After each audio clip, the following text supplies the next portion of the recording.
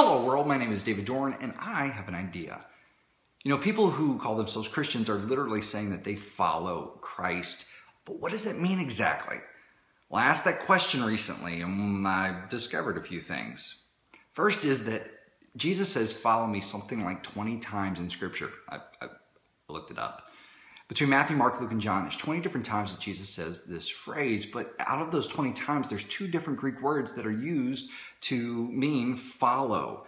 And I think it is important for us to understand what it means to follow Jesus by looking at the definition of those words. The first one is opizio. It is used 2 out of the 20 times that Jesus says, follow me. Now, the first time that it appears in Mark chapter 1 when Jesus calls Simon Peter, who's fishing on his boat, and he says, follow me. Now, the word opizio literally translates as to be at one's back, to be behind another person. What Jesus here is saying is, get behind me, to follow after me.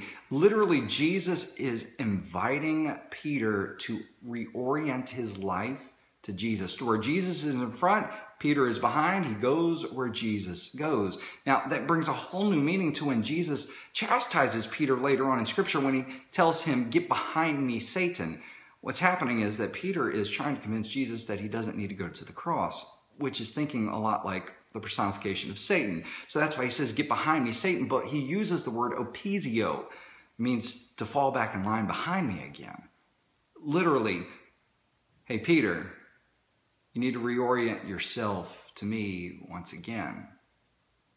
Makes me think that Jesus isn't chastising Peter as much as he is inviting him to follow once again. Now, the other word for follow is aklatheo, and it appears 18 out of the 20 times that Jesus says this word. Now, aklatheo translates literally as to accompany, to imitate. So when Jesus says, follow me, he means literally come join me as I go and walk and go places, but he also means to imitate me. So when Jesus says, deny yourself, take up your cross and follow me, he uses the word aklatheo. To deny yourself, take up your cross and to imitate me.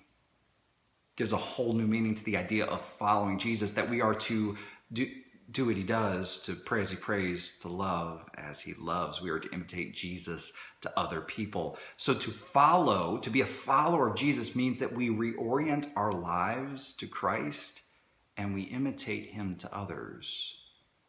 And that is an idea that I cannot shake. It's an idea that compels me to live a little differently and to love a little differently, and perhaps that idea will challenge you as well. But what ideas have you come across recently, and how are they changing you and challenging you to live and love differently? Share them with me in a comment below, or you can tweet me at DavidDorn2. I'd love to talk with you. But until I see you again, God bless.